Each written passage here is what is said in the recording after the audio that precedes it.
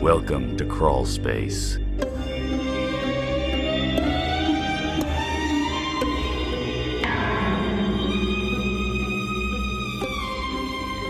Tonight we have an interview with Ryan from the Dean Murder Research Group, and he is an interesting member. What do you say, Lance? Ryan is a human encyclopedia when it comes to the Dean murder, and he can tell the story and deliver the facts in an eloquent storytelling way, which makes for a captivating interview. He does a really good job of staying on track, and I think it struck me about halfway through that we were able to talk about this case, which has such an enormous amount of information, and it's got such history to it. There's such a historical element that you can certainly get lost in all of the facts, and there's a ton of characters, and you can really go down various rabbit holes. But we managed to stay on track. This is the first interview with him, and I can't wait till we get together with him again and get more focused on some of these details. I keep finding myself surprised at how detailed the details are of this case. When we first started looking into it, I said, I'm not going to get that deep because I knew you knew all this information from looking into it back in your high school days and beyond. But I kind of stayed purposely surface level because I didn't think it was as deep as it is. And every new question, every new thought, every deep thought that I come up with or that I hear leads to a few other questions, and that genuinely surprises me about this case. And there's even a part in this interview where I started to get a little fired up, and it's something we should definitely address on future issues because it's going to come up more. Yeah, I was just going to say, I was surprised during this interview when you did get a little worked up over some of these facts, and when you look back on the case, it's 1918. We're coming up on the 99th anniversary of the murder, and it still generates such strong feelings when you're talking about the details and the characters and potential lies and potential cover-ups. I just thought it was pretty cool to see you getting fired up on that, because we get fired up on current cases, and now we get fired up on this, almost a century-old case.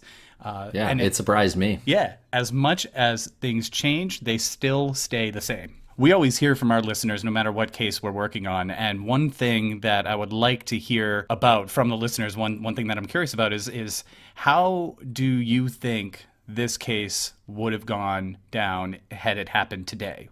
How fast would it have been solved? Just curious what kind of feedback and what the opinion is of the listeners. Follow us on Twitter at CrawlspacePod and tell a friend. Thank you very much for listening.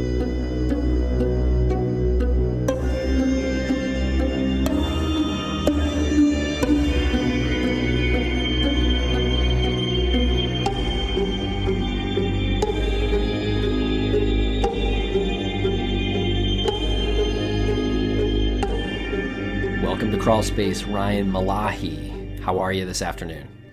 I'm good. Thanks for having me, guys. Thanks for coming on. Appreciate it.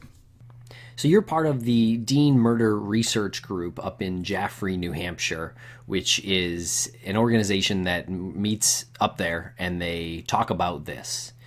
And so how did you get into researching this case, and how did you find out about this murder research group? Well, it's an interesting story. I was at the Keene Library doing unrelated historical research into the movie theaters in Keene, and I was in the vertical file they have with just odds and ends of different historical pamphlets and whatnot, and I came across a file that said Dean murder.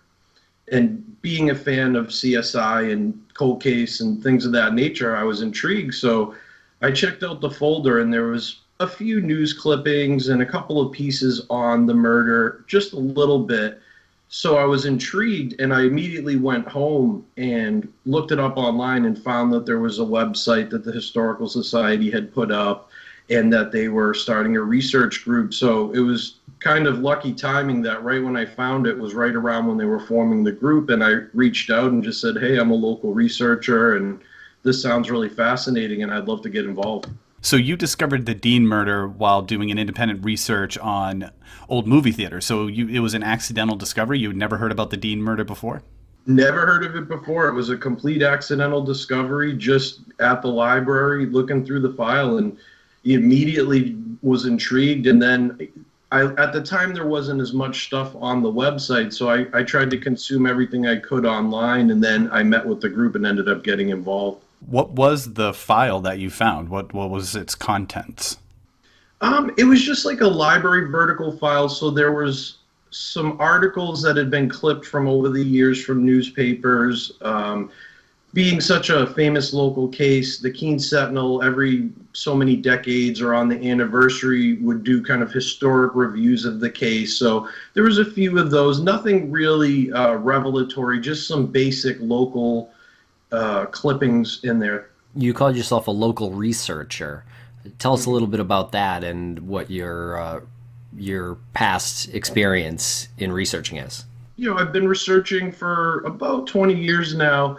I've done research into a number of different areas. My main focus is New Hampshire and New Hampshire history. I like that subject, but I've also done, as a result of the Dean case, I've done a bit of research into World War I, military, the Air Force, a myriad of subjects, unidentified flying objects, military files in regards to UFO sightings.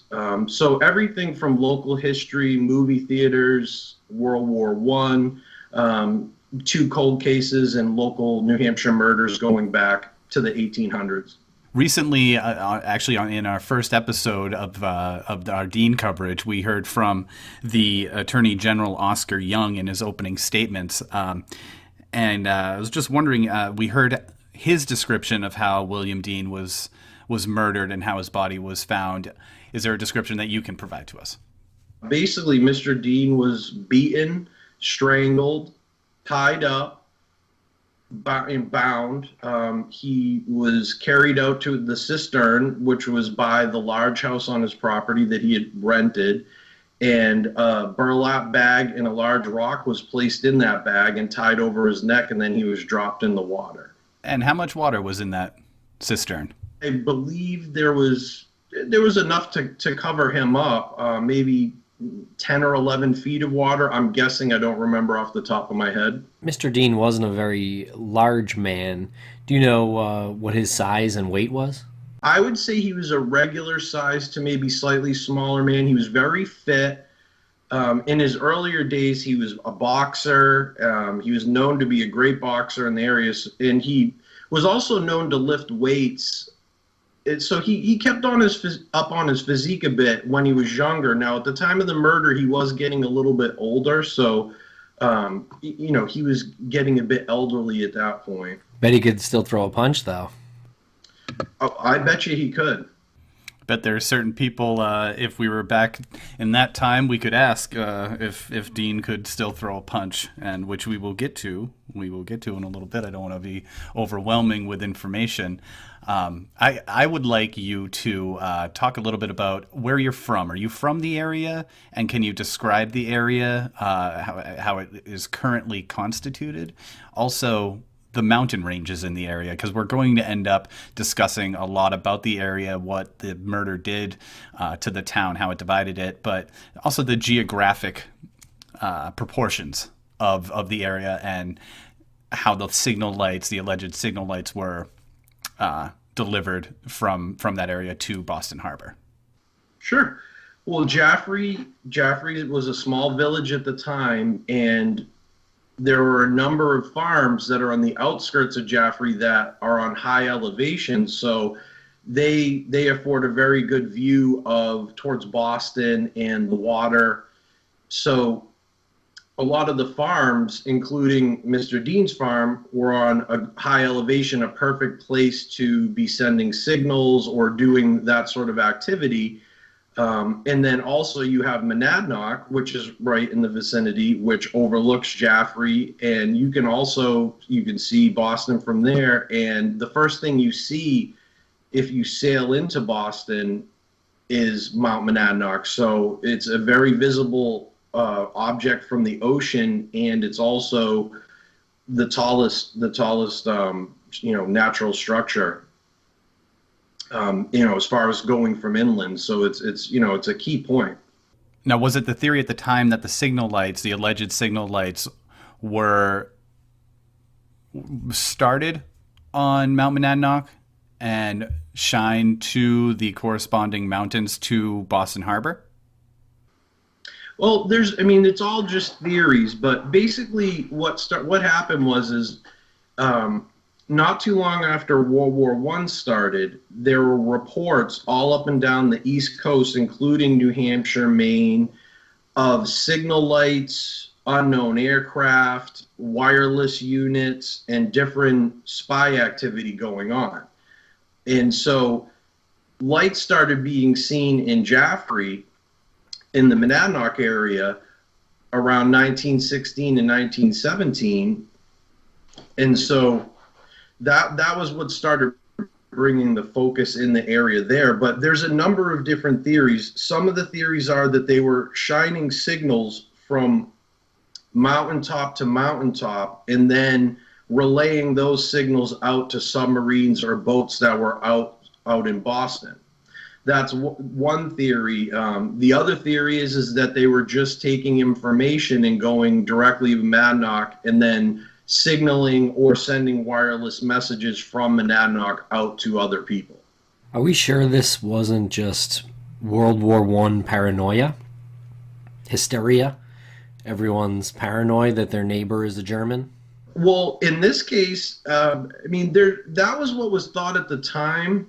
And even today, a lot of people still suspect that. But if we look at the history, which I've done as far as I've looked at the whole area of New England, starting from World War I, leading up to the murder, and there's a number of cases where people were caught signaling, wireless units were obtained, found. And so there seems to be enough evidence that there was definitely some sort of activity going on. But I think a lot of it was paranoia because people were so paranoid. So I think a lot of this stuff may have been just paranoia, or someone hears about the spy lights and then they see a light blinking in the distance and they think it's a spy light. So I think that there was a healthy amount of that going on at the time, but ultimately there were also a lot of incidents where there was a verified unknown plane, there was verified spy activity. So it's safe to say that there was a good amount of spy activity that was in fact going on.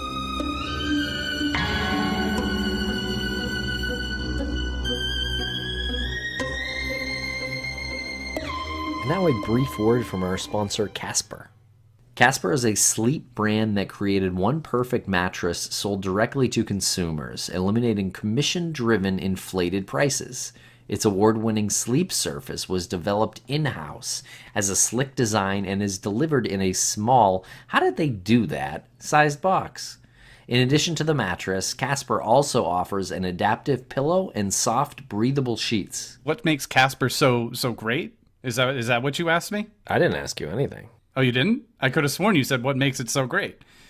Well, I'll just go ahead with this. It combines supportive memory foam to create an award-winning sleep surface with just the right sink, and I know you like this one, just the right bounce. You like just the right bounce. Of course, who wouldn't? With over 20,000 reviews and an average of 4.8 stars, it's quickly becoming the internet's favorite mattress. And that's based on Amazon and Google reviews. Free shipping in the US and Canada? You got it.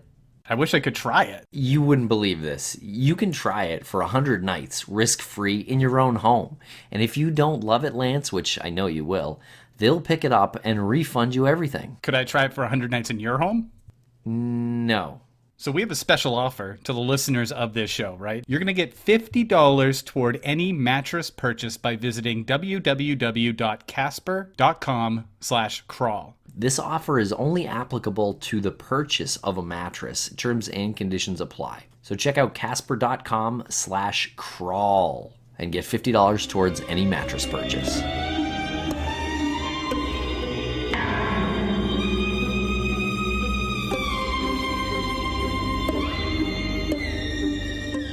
a good amount of legitimate concern, right, of spy activity and unknown activity up there, because there were federal agents in Jaffrey before William Dean's murder. That's accurate.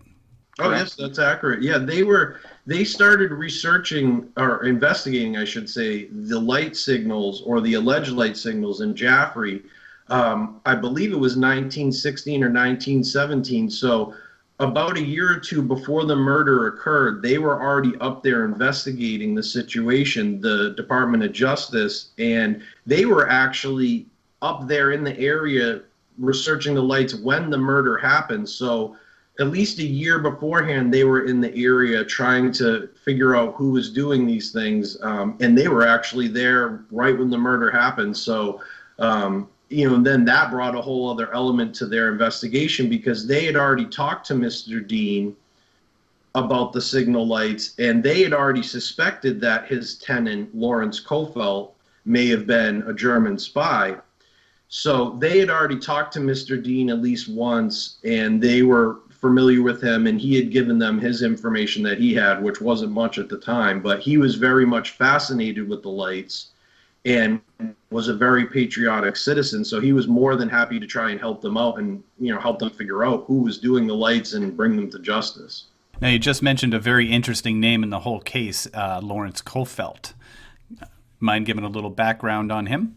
Well, Lawrence Kofelt was a mysterious gentleman who was from New York, originally from Philadelphia, but when he arrived in Jaffrey, he had come from New York, and he had lived in Jaffrey in 1916 at the Baldwin Farm, which was another farm similar to Mr. Dean's. He had lived there for a while, then moved back to New York, and then the end of the summer in 1917, he moved back to Jaffrey and rented the big house on Mr. Dean's property. So he came back for a second time to live in Jaffrey, and he stayed throughout the winter, which some people found suspicious because he was an out-of-towner, he was wealthy, and most out-of-towners only would come to Jaffrey for the summertime from Boston or different places. So that was one of the things people found a bit peculiar, that he wanted to be there through the winter.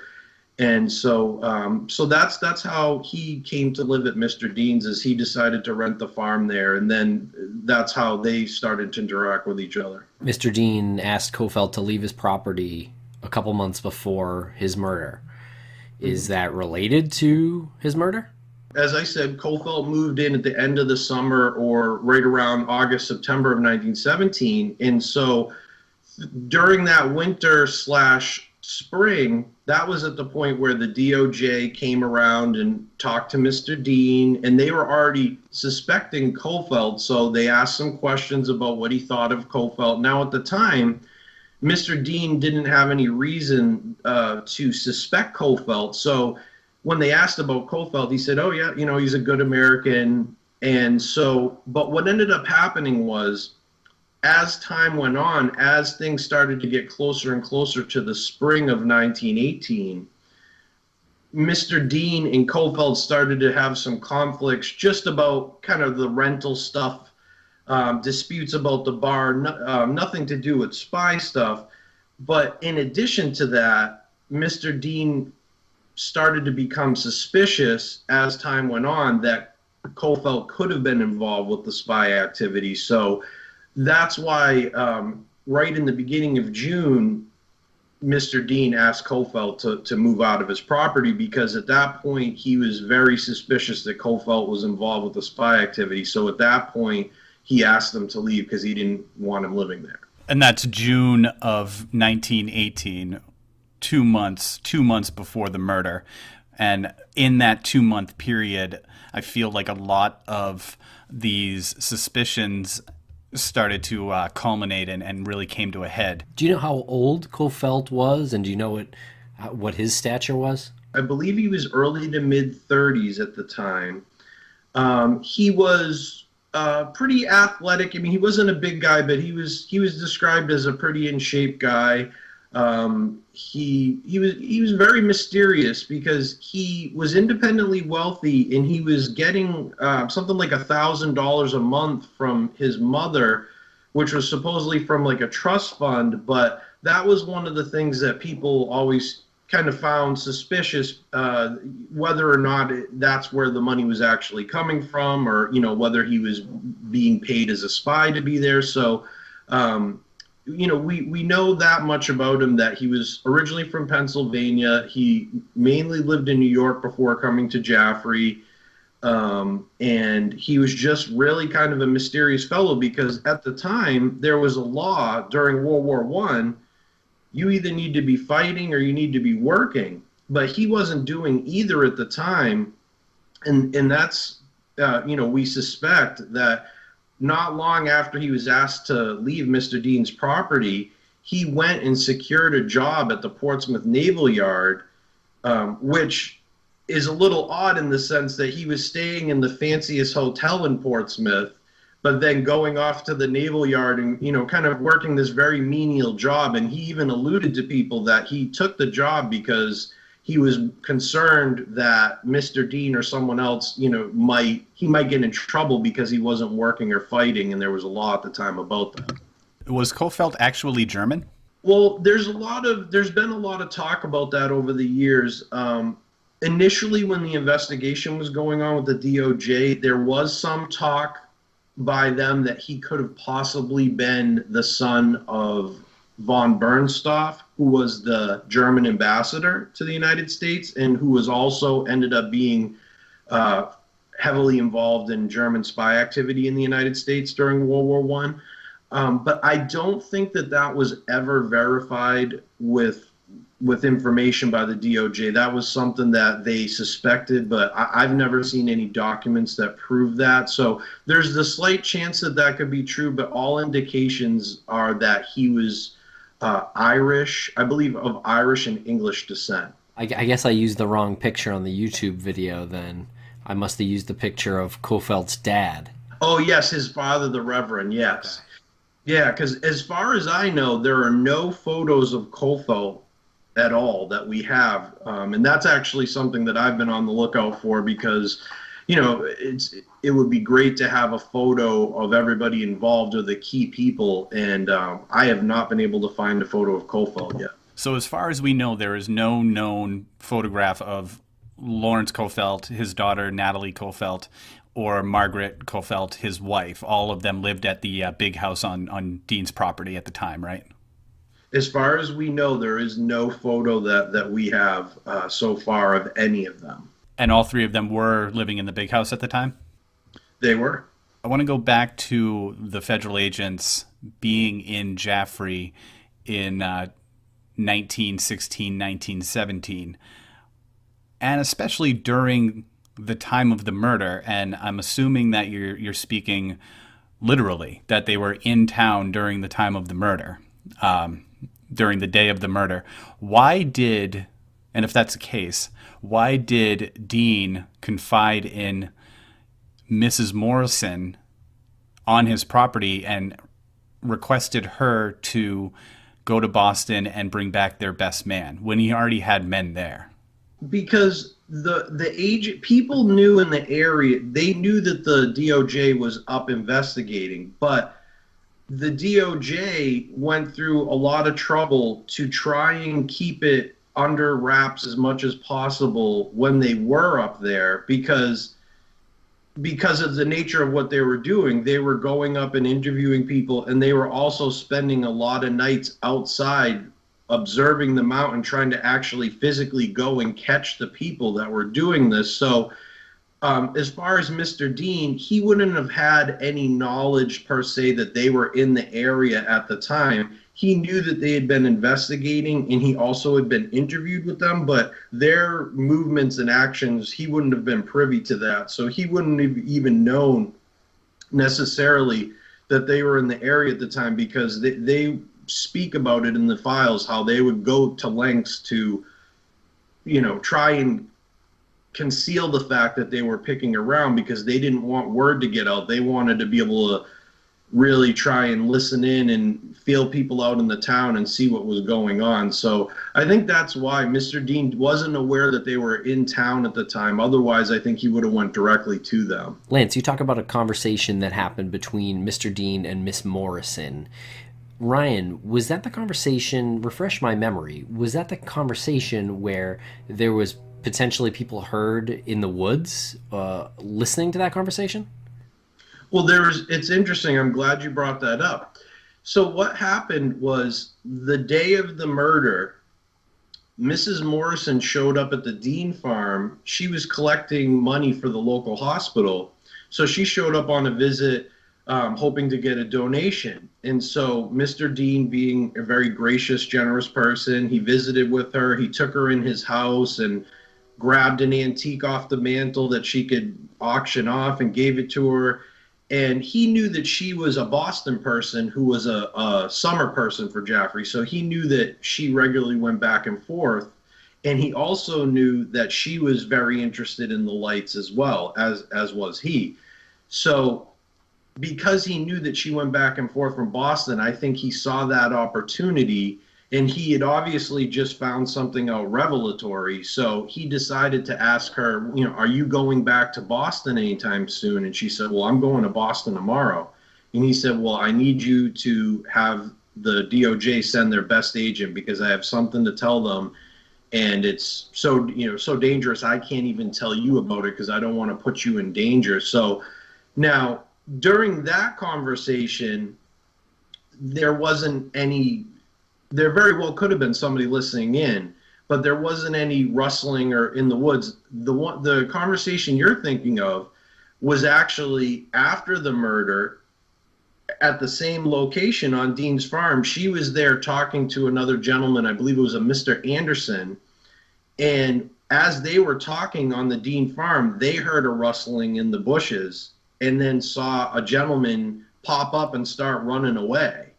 And so that was 3 days after the murder on August 16th, I believe it was. So sometimes those two things get confused because the situations are so similar, but the rustling in the bushes and the gentleman kind of popping up and running away, that was 3 days after the murder.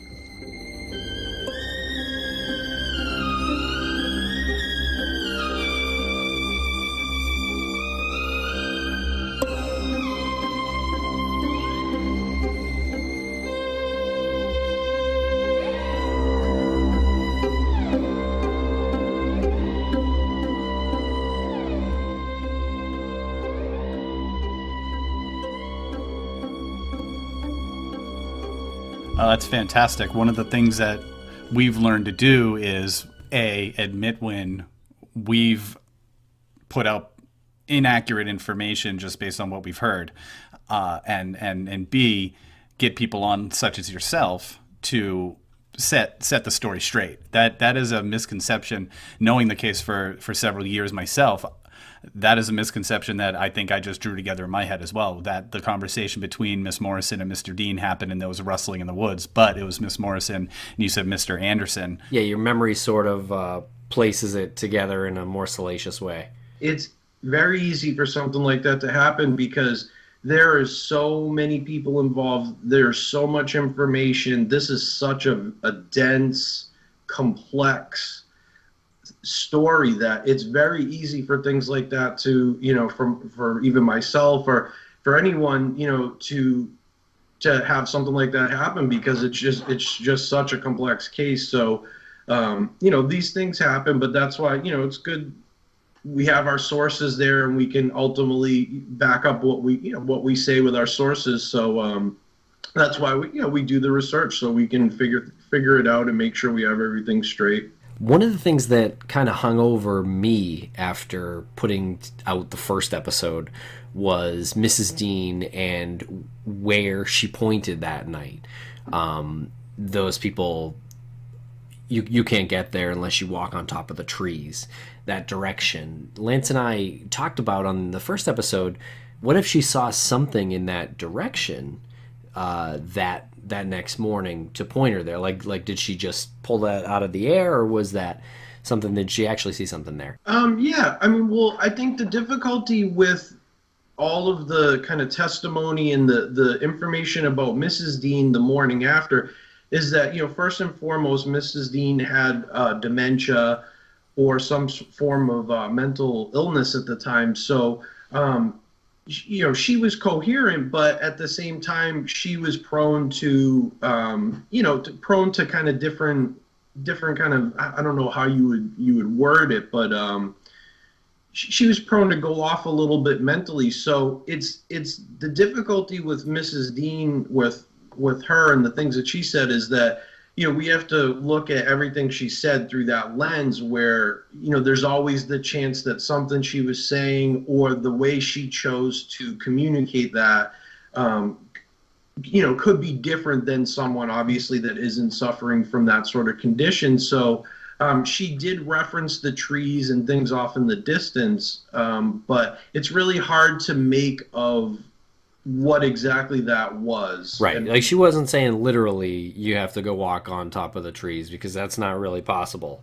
But do we know the direction that she was pointed? And is that direction the way that someone who killed Mr. Dean would have been going?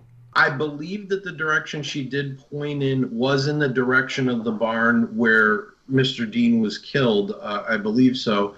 But I really just, and this is just my opinion from everything that I've seen, I don't think that Mrs. Dean saw anything.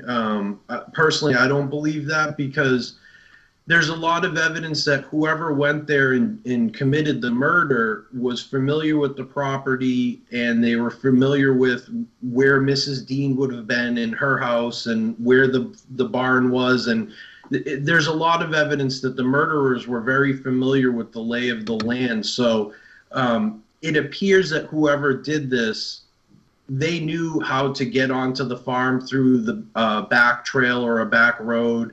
And so it would have been very easily for the murderers or murderer to get on the farm, go to the barn, kill Mr. Dean, and then slip out into the woods back to the road. And Mrs. Dean would have never known because she was in the bungalow, which is a good distance away from the barn and the big house where the cistern was, where Mr. Dean was dropped into. So there's always the chance, but from what I've seen, I don't think that Mrs. Dean witnessed anything personally. You spoke about the murder party having to be familiar with the property, and that does make sense because this murder took place between 11:30 and 12:30. You'd imagine 11:30, 12:30.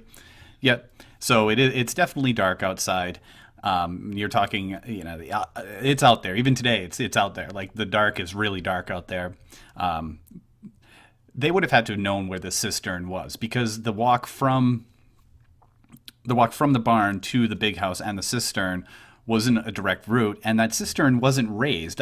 People hear cistern and well, and I think they think they're the same thing. Well, you picture with the the bucket and the little house over it. The cistern was just raised brick, right? A circle of brick with a. There was at the time there was a little rim of stone around it at the top, but that was it. There was just a small rim of stone and then a cover on top of it at the time. And how far of a walk or carrying a body to this place would it have been?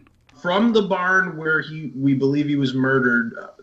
It was about 100 feet, approximately 100 feet, not very far. But as you did know, if you were there at night and you didn't know the cistern was there, there's no way you would have seen it because the barn was on a slightly lower elevation as well as being over 100 feet away or approximately 100 feet away. So the line of view, and it's very close to the large house. So between it being pitch black at night out there and being so close to the house and not really rising much off of the ground, just having a small stone layer around it, you would have had to have known it was there in order to access it. And then another thing I should note that is after Kofelt was asked to leave Mr. Dean's house, he received a threatening letter in June, which stated that he should keep quiet about the lights or he would end up in the well. Wow, do they know who wrote that?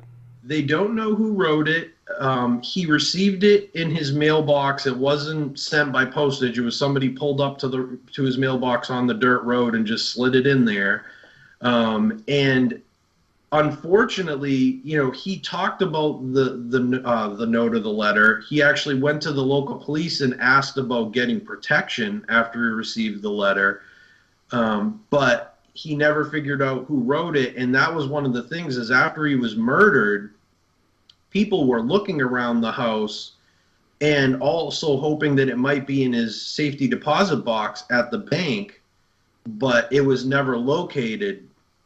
So that's one of the mysteries, is where did the threatening note go, because it was never recovered. That also answers something that has just been like a rock in my shoe about the whole case, which is they did such a disturbingly efficient job of making sure he was dead. There was really no reason to throw him in the well. Yeah, there really wasn't. It was overkill, and this is only my opinion or my theory, but I think that he was killed in the way he was because they were trying to send a signal to people that this is an assassination. This is and they wanted to instill fear in other people in the area.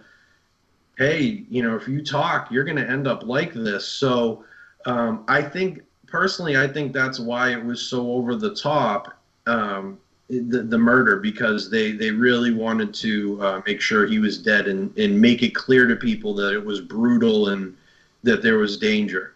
Was Kofelt in town that day? Was he interviewed the next day? Like, he obviously would have been the most likely suspect, right? Yeah.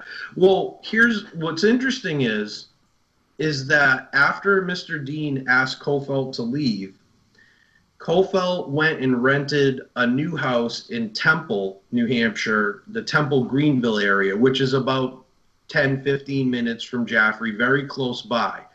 And this house also was on a pretty significant elevation as well. And so, but what is interesting is, as I mentioned earlier, Kofelt started getting nervous as the suspicion of him being a spy continued to ramp up, and now Mr. Dean asked him to leave.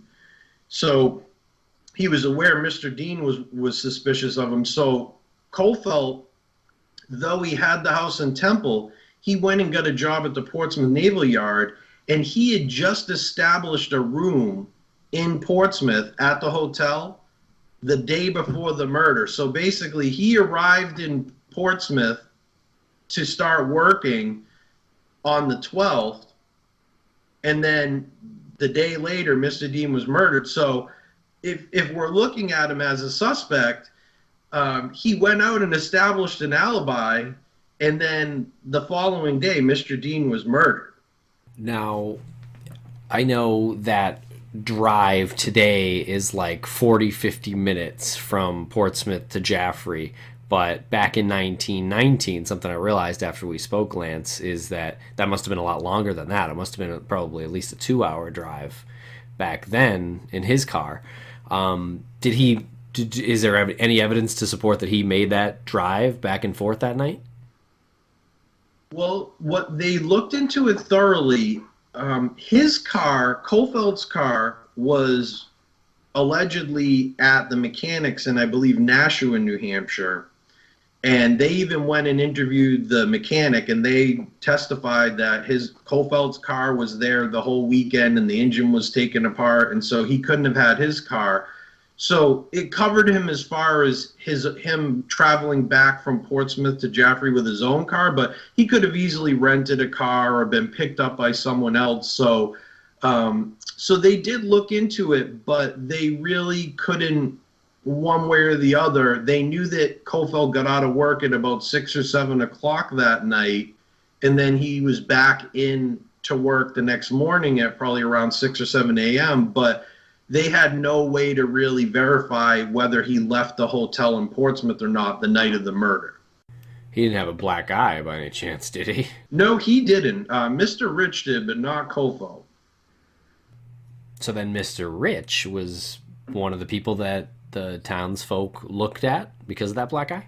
Yeah, well, Mr. Rich was a good friend of Mr. Dean. He was affluent local citizen, banker, judge, senator. And so the following day after Mr. Dean was murdered and was found, he turned up with a mysterious black eye, which he gave a number of different explanations for. And so I think the thing that started to make people suspect him was obviously the black eye, and he was a bit nervous and vague about it and gave different descriptions about it. So when he showed up at Mr. Dean's house not long after they had discovered the body, he immediately tried to suggest it was suicide. Now, of course, we know by the way the body was found. I'm sorry. Yeah, That's ridiculous. We can't let that go. I want to make sure that we're saying we're all on the same page here. Mr. Rich, Charles Rich, shows up to the Dean property when they've already found the body with his quote beautiful black eye, which is one of the best statements I've heard about the black eye. He shows up. Was he alone?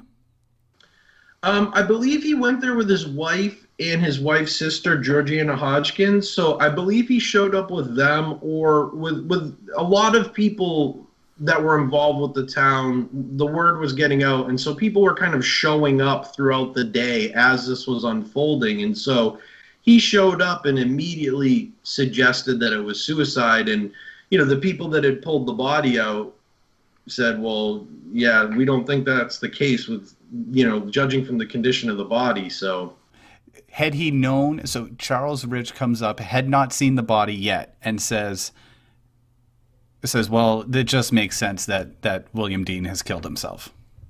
He made some comments to a number of people mentioned it in the grand jury hearing that he made comments right off the bat about it being suicide. And then once they basically pointed out to him that it couldn't have been because of the condition of the body, he pretty much started to gravitate towards the Mrs. Dean as the culprit. And there was a lot of talk of whether Mrs. Dean could have been capable of doing the murder with her mental condition.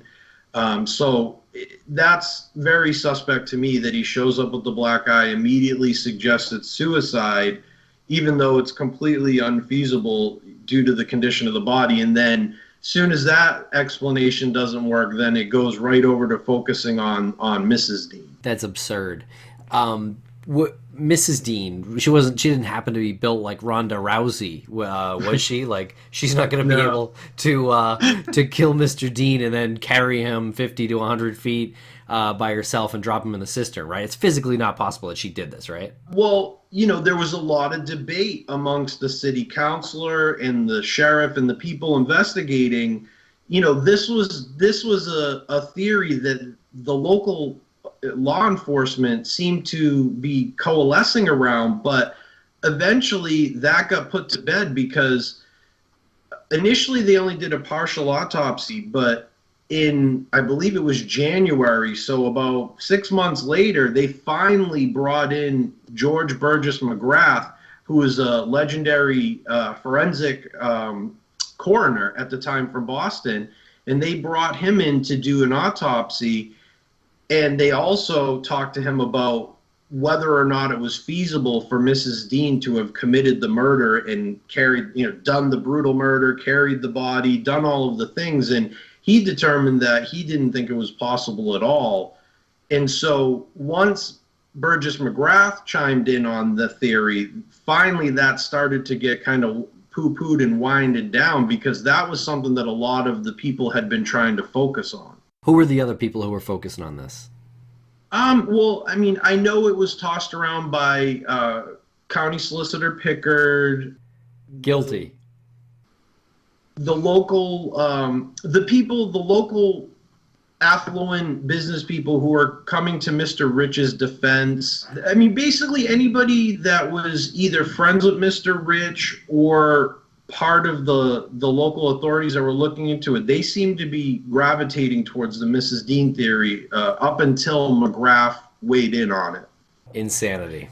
Now, Mr. Dean had, Well, first, before I get into this, we are coming up on about an hour's worth of this, and I have to pat all of us on the back here and congratulate us by really walking the line between falling into the pit and with too much information and clearly talking about this case on a broad strokes level, because once we do start really talking about this, we introduce amazing characters.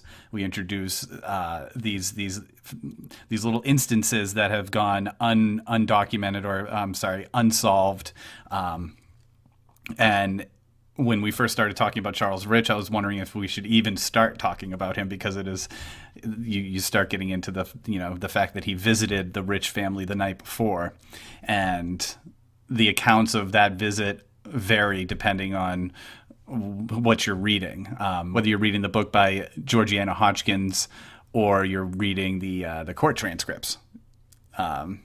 It varies. Charles Rich's description of the horse kicking him, the milk pail that hasn't been found still, and the items that he brought back to the house that night that apparently Mrs. Rich packaged up for Mrs. Dean and Mr. Dean to bring back. There's so much stuff you can get into here. It's like a big crock pot of stew. It is. Well, what's the connection between Kofelt and Rich? Because we're talking about two guys who seem guilty as hell, but could they have been in on this together in some way?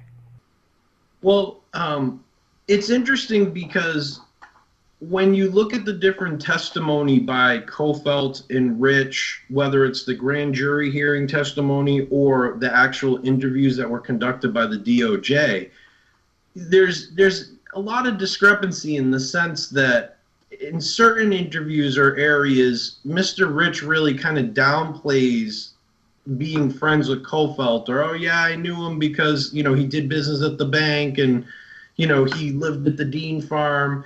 So in certain, depending where you look, it's kind of downplayed that he knew Kofelt well, but then in other areas when you read about it, it seems that they I don't know that they were as good of friends as Mr. Rich and Mr. Dean were, but Mr. Rich definitely knew Kofelt, and I think tried to downplay a bit how well he knew him, from what I've seen. So there's the obvious connection that Mr. Rich was the local banker, so Kofelt would have been doing business with him on a regular basis at the bank, and so that was their main connection, other than the fact that Kofelt lived at the Deans and Mr. Rich was good friends with Mr. Dean.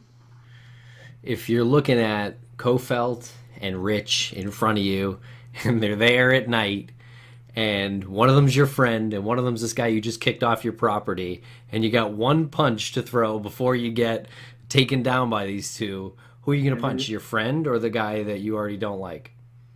Yeah, no, you're right. Well, and as we mentioned, Mr. Dean was a boxer.